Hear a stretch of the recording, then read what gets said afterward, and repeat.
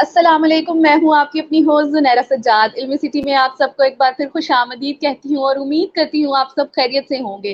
जैसा कि आप जानते हैं, इल्मी सिटी लाता है रोजमर्रा की बुनियाद पर आपके लिए कुछ इंटरेक्टिव प्रोग्राम्स, जिससे आप कुछ सीख सकें, कुछ जान सकें और मोटिवेट हो सकें। ऐसी ही एक पुरजोश शख्सियत के साथ आज भी हम आपकी खिदमत में आए हैं, एक टॉपिक के साथ जिसको वो बड़े अच्छे अंदाज में एक्सप्लेन करती हैं। और इनका जो बताने का तरीका है, मुझे तो इटसेल्फ बहुत वो मोटिवेट कर देता है और पुरजोश कर देता है और समझ में भी अच्छी तरह से आता है। तो मैं तारुफ कराती चलूँ, आज हमारे साथ जो गेस्ट स्पीकर मौजूद हैं उनका नाम है नादाब गिल साहिबा, जो कि ट्रेनर है, सीनियर कंसल्टेंट है और इंग्लिश इंस्ट्रक्टर हैं। अस्सलाम वालेकुम, कैसी हैं आप? वालेकुम सलाम Sunaira, I am fine, what about you? अल्हम्दुलिल्लाह, आई एम ऑल्सो गुड। तो अपनी ऑडियंस को भी मैं बहुत खुशामदीद कहती हूँ और बताती चलूँ कि आज जिस टॉपिक पे हम बात करेंगे वो है स्टेजेस इन टीम बिल्डिंग, यानी कि टीम की तामीर के मराहिल क्या हैं। तो मैडम, सबसे पहले हमें बताइएगा, what are the stages of group therapy? मतलब जब ग्रुप थेरेपी करते हैं उसके क्या स्टेजेस हैं? बिल्कुल बिल्कुल। सबसे पहले तो मैं तमाम ऑडियंस का जिन्होंने अभी हमें ज्वाइन किया है, we welcome you once again and we are so happy to connect with all of you, and we hope that whatever the topics we are bringing into discussion through this online sessions, हम उम्मीद करते हैं कि आप इन तमाम sessions को जो है बड़ा सुनते हैं और उनके ऊपर जो है वो इम्प्लीमेंट करने की पूरी जो है वो कोशिश करते हैं, बिकॉज नॉलेज होना एक बहुत जरूरी बात है, लेकिन उस पर जब तक इम्प्लीमेंटेशन ना हो तो वो बात जो है ना वो समझे कि 50-50% रह जाती है। तो हम उम्मीद करते हैं कि जितनी भी डिस्कशन हम लोग यहाँ कर रहे होते हैं, आप लोग जो है उसे अपनी प्रैक्टिकल लाइफ में भी जो है उसे इम्प्लीमेंट करने की कोशिश करते हैं। वेल, एज जैसे सुनैरा ने आपको बताया कि आज जो हमारा टॉपिक है, जो बेसिकली जो हम टॉपिक पिछले 3 हफ्तों से डिस्कस कर रहे हैं वो टीम बिल्डिंग के ऊपर है, and this is the last episode, 4th episode of our team building. और आज हम बात करेंगे stages of development of the team, कि टीम के जो है वो स्टेजेस कौन कौन से हैं और उनकी डेवलपमेंट के अंदर इनका कितना रोल जो है वो पाया जाता है। बेसिकली टीम के अंदर जब भी हम बात करते हैं काम की, सक्सेस की, फेलियर की, तो जब जब जैसे जैसे लोग मिलते हैं तो एक इनिशियल स्टेज जो है वो क्रिएट होता है। इनिशियल स्टेज सुनहरा एक ऐसा स्टेज है जहां पर लोगों को जो है वो क्लैरिटी चाहिए होती है, जिसे हम कहते हैं फॉर्मिंग स्टेज, जहां पर लोग एक साथ आते हैं, इकट्ठा होते हैं, वैल्यूज को, नॉर्म्स को और सारी तमाम पॉलिसीज को जो है वो डिस्कस करते हैं कि आया एक टीम के होने का पर्पस क्या है। वहां पर जो फॉर्मिंग स्टेज है, जिसे हम इनिशियल स्टेज भी कहते हैं, this is the number 1 stage, जहां पर हम लोगों को गैदर करते हैं किसी स्पेसिफिक टास्क को आइडेंटिफाई करने के लिए। और हम जितने लोग भी इस टीम के अंदर शामिल होते हैं, हम सबका जो है वो अलग अलग गोल नहीं होता, वो हम तमाम का एक ही गोल होता है, वो गोल होता है आपकी टीम का गोल। फॉर्मिंग के अंदर आप दरअसल किसी भी स्पेसिफिक प्रोजेक्ट के लिए, किसी भी स्पेसिफिक काम के लिए आप लोगों को क्लियर करते हो। Actually with in the organisation से एक इंडक्शन करवाई जाती है, जिसे आप कहते हो इंट्रोडक्टरी मीटिंग। ठीक है, अब उसमें होता क्या है, उसमें जब लोग नए आपके साथ आते हैं, आपकी टीम के अंदर मर्ज होते हैं, तो what we person as HR person what we are doing, we are performing as induction जो है वहां पर की करवाई जाती है। क्यों? क्योंकि वहां नए आने वाले लोगों को जो है वो क्लियर हो सके कि उनके रोल्स क्या हैं। और फिर जो है जब उनको रोल्स क्लियर हो जाते हैं ड्यूरिंग इंडक्शन, हम पॉलिसीज को, प्रोसीजर्स को वहां पर शेयर कर रहे होते हैं। तो means on that time when a new person is coming to your team and he और she is joining in that, तो they are very much clear कि आपने किस तरह से जो है वहां पर काम करना है। और जब जो है क्लियर हो जाता है तो सेकंड स्टेप आपका आता है ट्रांजिशन स्टेज, जहां पर आप ये कहते हो कि स्टॉर्मिंग स्टेज। जब लोगों को पता चलता है कि मेरे रोल्स क्या हैं, तो फिर जब रोल्स की डिस्ट्रीब्यूशन होती है, रिसोर्सेज की डिस्ट्रीब्यूशन होती है, रिस्पॉन्सिबिलिटीज की डिस्ट्रीब्यूशन होती है, तो वहां पर जो है आप देखते हो लिटिल बिट कॉन्फ्लिक्ट स्टार्ट होना शुरू हो जाता है, मे बी रिस्पॉन्सिबिलिटीज को लेकर, मे भी चीजों को लेकर, रिसोर्सेज की डिस्ट्रीब्यूशन को लेकर, उसके पास ज्यादा है, मेरे पास कम है, उसका लेवल हाई है, मेरा लेवल कम है। ठीक है, मुझे यहाँ होना चाहिए था, मैं तो वहां पर नहीं हूँ, उसे वहां पर क्यों रखा गया। तो इस तरह के लिटिल लिटिल जो है वो स्टॉर्मिंग स्टेज के अंदर आप देखते हो कॉन्फ्लिक्ट स्टार्ट हो जाते हैं, and people having so on that time what happened कि आप क्या करते हो, आप फिर एक नॉर्मिंग स्टेज की तरफ जाते हो। नॉर्मिंग स्टेज आपको क्या कहता है? This is your working stage actually, जहां पर आप आइडेंटिफाई कर लेते हो कॉन्फ्लिक्ट्स को, लोगों के बिहेवियर्स को, और आप ये देख लेते हो कि टीम के अंदर कितनी पोटेंशियल है, और फिर उसके बाद उस पोटेंशियल के ऊपर काम करने के लिए आपको एक नॉर्मिंग स्टेज चाहिए होती है, जिसमें आप लोगों को गाइड करते हो as a team lead, as a neutral person, आप लोगों को गाइड करते हो. The people listen to you and you work on their behaviors, you work on their attitudes, because within the organizations, within the teams, you see like when people are coming in the first stage, they are being giving the introduction is being provided to them, and afterwards जब वो अपने storming stage पर आते हैं तो वहां पर मुख्तलिफ conflicts पाए जाते हैं. फिर उन conflicts को resolve करने के लिए आपको एक जो है वो नॉर्मिंग स्टेज चाहिए होता है, जो थर्ड स्टेज होता है आपको उन चीजों को संभालने के लिए, मैनेज करने के लिए, कॉन्फ्लिक्ट्स को रिजॉल्व करने के लिए आपको जो है एक स्टेज चाहिए होता है, जिसमें आप करते भी हो किसी हद तक. फिर बात आती है जब ये सारे तमाम कॉन्फ्लिक्ट्स रिजॉल्व हो जाते हैं तो फिर प्रोडक्टिविटी आना शुरू होती है. फिर आप उस स्टेज को कहते हैं परफॉर्मिंग स्टेज. परफॉर्मिंग स्टेज के अंदर क्या होता है? The people clear in their ideas, they whatever the concerns they were having, वो आप क्लियर करते हो. तो उससे होता क्या है कि on that time team is very much clear and within that आप कॉन्फ्लिक्ट्स को जब क्रिएट होते हैं, उनको खत्म करते, तो फिर वो स्टार्ट करते हैं परफॉर्म करना. फिर प्रोडक्टिविटी आती है, इनोवेशन आती है, क्रिएटिविटी आती है, और लोग जो है वो खुलकर सामने जो है वो काम कर पाते हैं.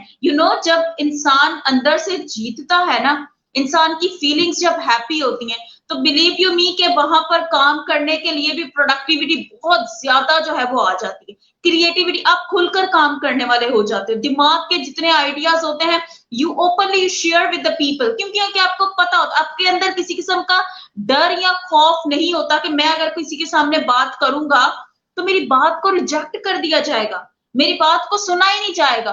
तो मीन्स ऑन दैट टाइम जब आप तीनों स्टेजेस से गुजरते हैं तो परफॉर्मिंग स्टेज पर आ जाते हैं. फिर टीम्स डेवलप होती हैं, टीम्स इफेक्टिवली काम करती हैं. तो these are the 4 stages. Further we will discuss in that कि टीम्स बिल्डअप कैसे होती हैं इनको करने के बाद. ऐसे कॉन्फ्लिक्ट्स को जब हम विद इन टीम देखते हैं तो how we can overcome that toxic environment को हम कैसे कवर कर सकते हैं. जो हमारी जो है ना वो जड़ होती है किसी भी कॉन्फ्लिक्ट को क्रिएट करने का, वो टॉक्सिक आपके लोग होते हैं अंदर जो इस तरह के एनवायरनमेंट्स को क्रिएट कर रहे हो. Further we will discuss in that कि किस तरह से हम इन चीजों के ऊपर जो है वो काम कर सकते हैं. Yes, further.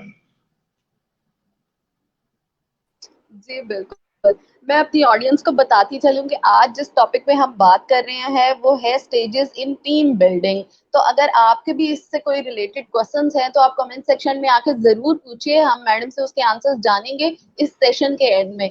तो मैडम अब ये बताइए कि टीम डेवलपमेंट प्लान जो है वो क्या होता है, और प्लान बनाते हुए किन चीजों को मद्देनजर रखना चाहिए? देखिए, डेवलपमेंट का वर्ड जब भी आता है ना और विद इन टीम आता है तो वहां पर जो है वो कलेक्टिव लर्निंग की बात आती है.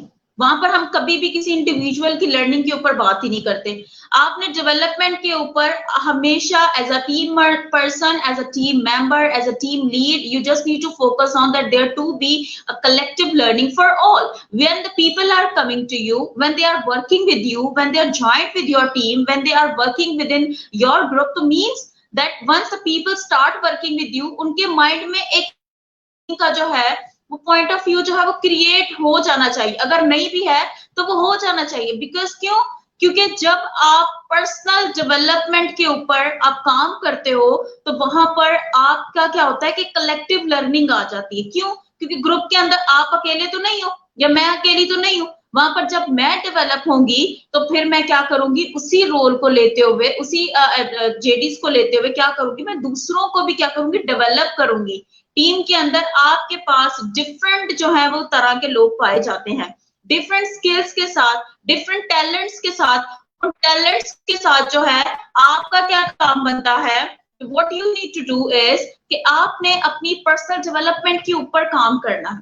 और फिर क्या होगा कि you would be going to start working with your collective learning. Collective learning उस टाइम पर आती है और फिर ही एक इफेक्टिव टीम जो है वो बन जाती है. जब एक इंडिविजुअल ही ग्रो नहीं करेगा, तो how you can say there is a collective learning in that? तो means you are going to collect the people, you would start asking them what is your talent, what is your skills, and फिर क्या होता है, आप collectively जब लोगों के साथ डिस्कशंस करते हो, तो वहां पर जो आपके 5 से 6 लोग टीम के अंदर बैठे हुए मौजूद होते हैं, दे लिसन इट कि दिस इज आवर स्ट्रेंथ, इसके पास ये स्किल है, मेरे पास ये स्किल है, now let's do it together. फिर वो क्या होता है, कलेक्टिव लर्निंग के साथ जो है आप लोग काम करते हो। फिर आप फेलियर्स में, आप सक्सेस में भी आप क्या करते हो, you happily you are sharing the same, you are celebrating it. तो फिर क्या होता है, एक साथ सब मिलकर उसे सेलिब्रेट कर रहे होते हैं। तो टीम्स के अंदर, डेवलपमेंट के अंदर सबसे पहले तो आपने जो है वो कलेक्टिव लर्निंग के ऊपर फोकस करना है। ये नहीं देखना कि मेरी अकेले की लर्निंग है वहां पर, ठीक है। और जब आप एज अ पर्सनल डेवलपमेंट आप करोगे, तो फिर आप ये सोचें कि आपकी टीम की डेवलपमेंट है, क्योंकि आप उस टीम का हिस्सा हो। फाइन, तो on that basis you would feel like कि जब आप एज अ पर्सन जो है उन चीजों को अडॉप्ट करना शुरू करोगे, चीजों को जो नहीं है आपकी टीम के अंदर, जो स्किल्स नहीं पाए जाते, and you want to grow it, तो फिर आप क्या करोगे, उनके ऊपर काम करोगे। And once you start working on that, तो यू विल सी लाइक कि वो एक कलेक्टिव लर्निंग जो है आप सबके लिए होगी। Yes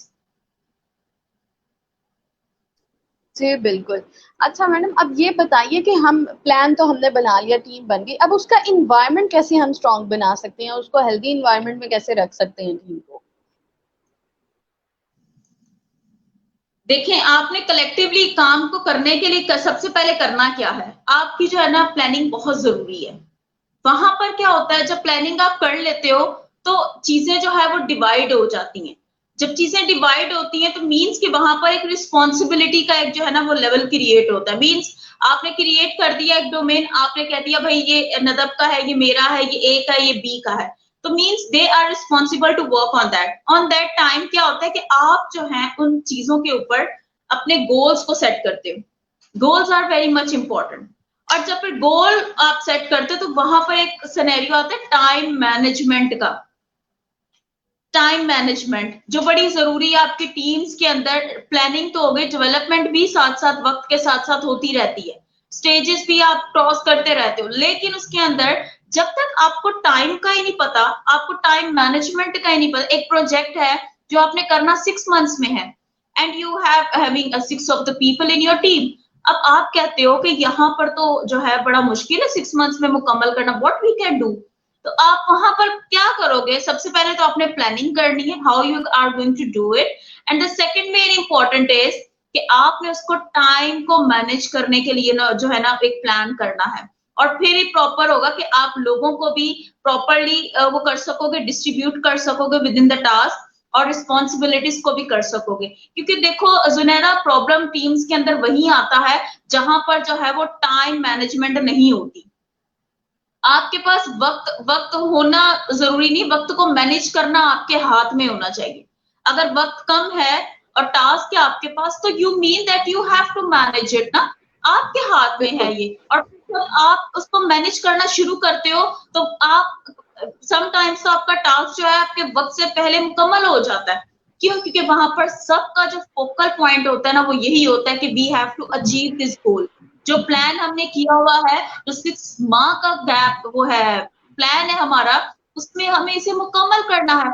and sometimes as I discussed earlier that the people are completing their task before the time. Why they are completing their tasks before the time? Because they have a strong time management. It is very much important, guys. What those who are listening us, working in a team, working in organizations, please work on your time management. बड़ा मजा आता है time management के अंदर काम करने में।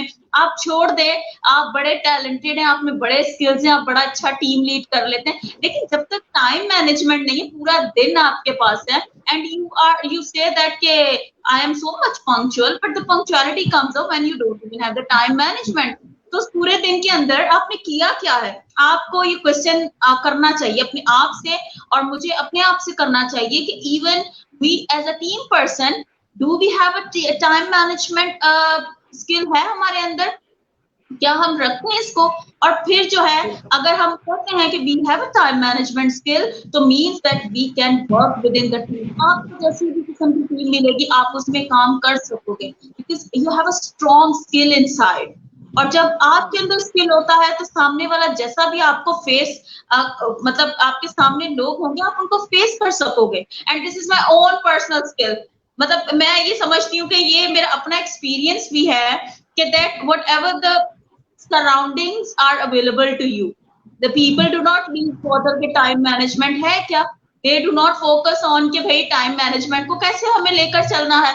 अगर आपके अंदर अगर आपके अंदर ये एबिलिटी है कि आप में टाइम मैनेजमेंट है तो you can work with in that kind of teams as well. और आप देखोगे कि वक्त के साथ साथ once you are very much firm about the time management and how to work with your goals with in the time before the time as well, तो फिर आप देखोगे कि this would be your identity in with the passage of time. Yes जी बिल्कुल ma'am. एक question भी हमारे पास आया है वहीद रंधावा साहब का। वो कहते हैं अस्सलाम वालेकुम मैम, हमारे बॉस कहते हैं कि आप कस्टमर के सामने कोई भी लर्निंग वाला क्वेश्चन नहीं करना, इससे कस्टमर खराब हो जाता है, क्या वो ठीक कहते हैं?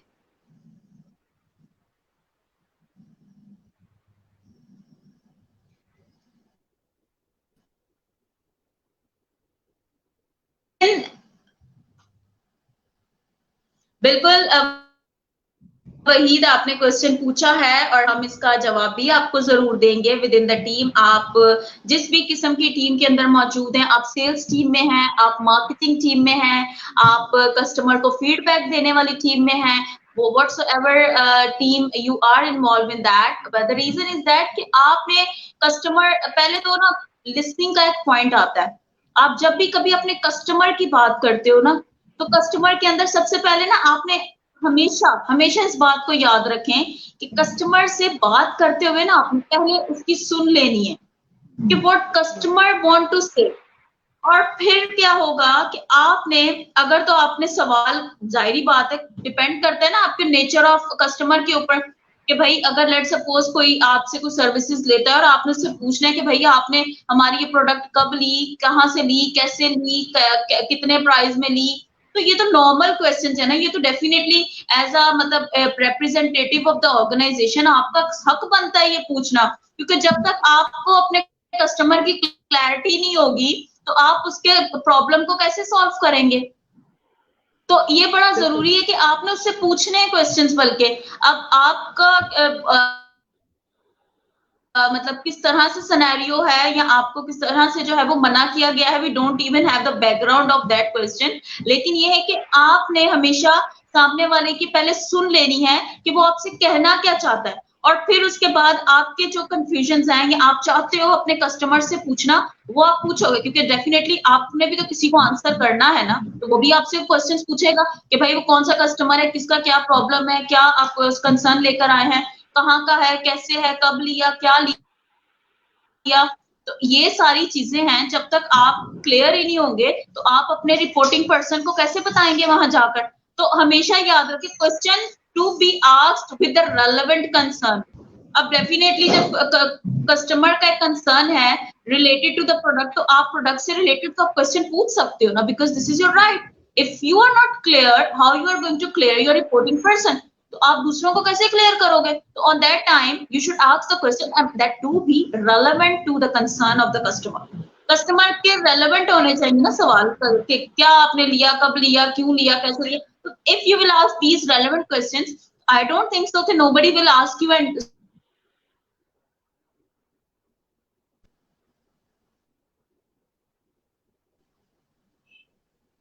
जी, आप हमें ये बताइए कि हमने बात कर ली प्लान कैसे yes अच्छा होगा, एनवायरनमेंट टीम की हम कैसे अच्छी बनाएंगे। अगर टीम ही इटसेल्फ हमें टॉक्सिक से मिल जाती है तो उसके लिए क्या क्राइटेरिया होना चाहिए और कैसे हम बेहतरी की तरफ लेके जा सकते हैं उसको?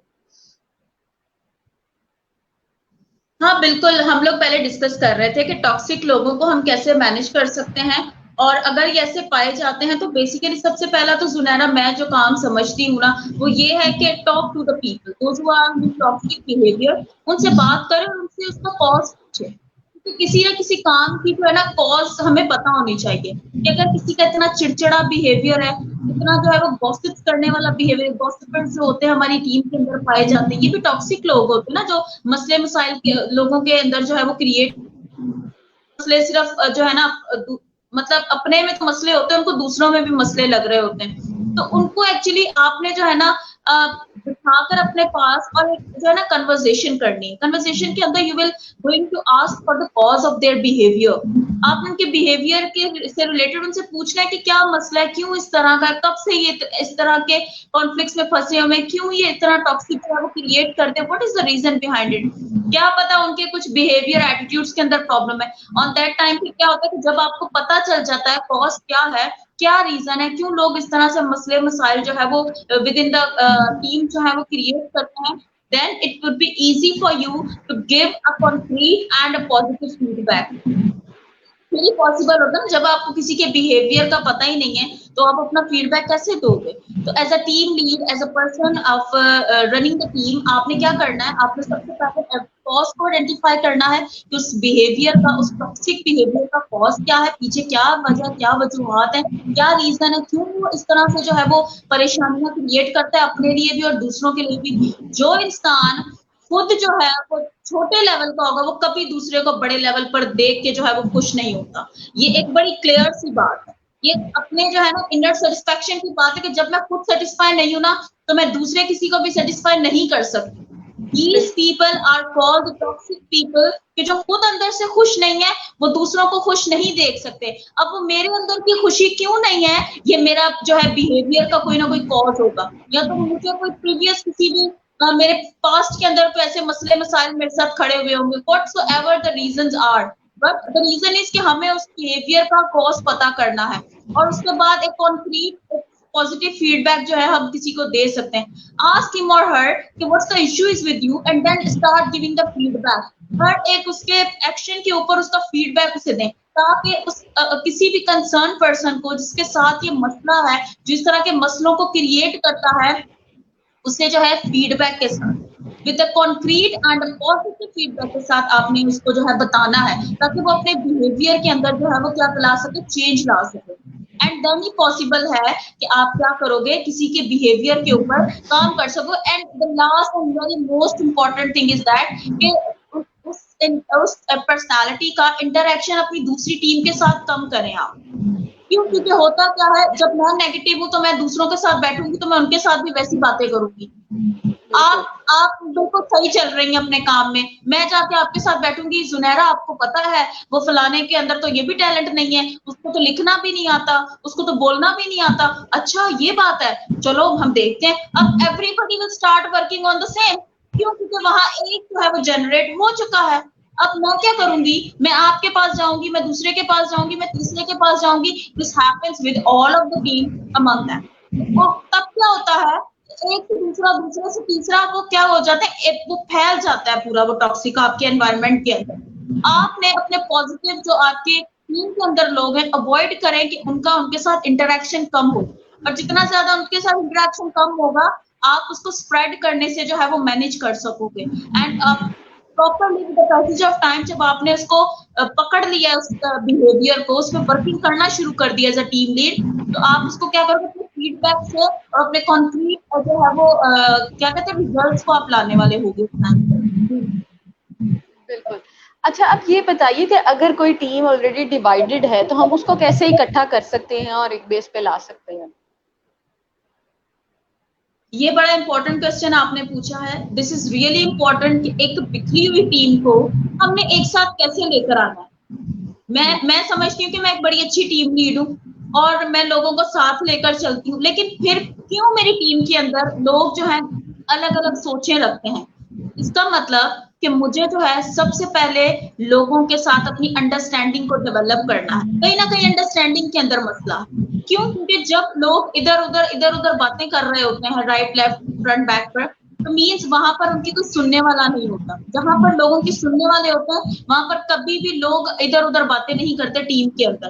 तो सबसे पहले तो आपने जो है एक टीम के अंदर एक ऐसा इंसान, ऐसा पर्सनालिटी को खड़ा करना है जो पूरी टीम को साथ लेकर चले और दूसरों को अंडरस्टैंड करे। ठीक है। और उसके बाद क्या होगा, फिर एक रिवॉर्ड जो है वो आप एक कल्चर क्रिएट करोगे। वाओ, वहां पर आप लोगों को जो है वो जीतता हुआ देखोगे। The people will start winning in their goals. क्यों? क्योंकि वहां पर उनको पता होगा अगर मैंने ये काम किया तो मुझे मेरी मेरी सक्सेस को नहीं बल्कि मेरी फेलियर्स को भी जो है वो सेलिब्रेट किया जाएगा। And this is important कि we do not like to only celebrate the success. वहां पर failures को भी जो है वो celebrate किया जाता है। And people come up, they come and they share their ideas. Communication gaps खत्म होते हैं, misunderstandings खत्म होती हैं। The people are very much clear what they really want to do. वो उनको पता चल जाता है कि एक्चुअली हमें करना क्या है। तो with in the team it is important कि आपने जो है वो रिवॉर्ड एक कल्चर क्रिएट कर देना, अप्रिशिएट करने वाला, एनकरेज करने वाला, लोगों को साथ लेकर चलने वाला। और फिर आप देखें एक पॉजिटिव कल्चर आपकी टीम के अंदर डेवलप होगा। लोग जितने भी बिखरे हुए होंगे, ask them on the regular basis कि आए let's do the brainstorming। वो भी कल किया, आए साथ में एक सबको साथ में लेकर बैठे और उनसे डिस्कस करें and what we have to do it today, what is for today। इस तरह की तरफ डिस्कशंस को, ब्रेनस्टॉर्मिंग को, लोगों को साथ लेकर बैठे, कम्युनिकेशन जो है ना वो जो गैप्स होते हैं आपके अंदर, they needs to be very much clear on that। जिनके क्लैरिटी को लेकर आए, रोल्स को क्लियर करें and focus on the roles as well. जिसका जो काम करने दें और appreciate all of them together. Yes बिल्कुल मैडम, अब एंड में आप कोई मैसेज देना चाहें? आपने इस टॉपिक को तो बहुत अच्छे से डिस्क्राइब कर दिया और डिफरेंट पोर्शंस को बहुत अच्छे तरीके से आपने बताया कि लोगों के जहनों में जो भी उनके बारे में ख्यालात थे वो क्लियर हो गए होंगे, आई होप सो। तो अब आप एंड में कोई मैसेज देना चाहें? I just want to thank you all of you those who joined us. और मैं आप सबकी बेहद शुक्रगुजार हूँ। उम्मीद करती हूँ कि आपने हमारे तमाम सेशंस को देखा है और कोई भी आपके कंसर्न्स होते हैं, क्यूरीज होती हैं टीम के हवाला से, डेवलपमेंट के हवाला से, आप जरूर हमें कांटेक्ट कर सकते हैं और we are here to facilitate it and guide you. Thank you so much. Thank you so much. और उम्मीद करती हूँ मेरी ऑडियंस को भी ये टॉपिक बहुत अच्छे से समझ आ गया होगा। वो हमें इतने अच्छे तरीके से सराहते हैं और प्रेस करते हैं तो ही हमें मोटिवेशन मिलती है कि हम नए से नए गेस्ट के साथ, नए से नए टॉपिक के साथ रोजाना उनकी खिदमत में आ सकें और इतने अच्छा तरीके से उन तक नॉलेज डिलीवर कर सकें। So thank you so much madam, आपने इतना अपना इंपॉर्टेंट टाइम में से हमें टाइम दिया और इतनी अच्छी नॉलेज डिलीवर की। once again thank you to the audience। इंशाल्लाह फिर मिलेंगे किसी नए सेशन में, किसी नए टॉपिक के साथ। तब तक हंसते रहिए, मुस्कुराते रहिए, दूसरों में खुशियां बांटते रहिए। पाकिस्तान जिंदाबाद। अल्लाह हाफिज।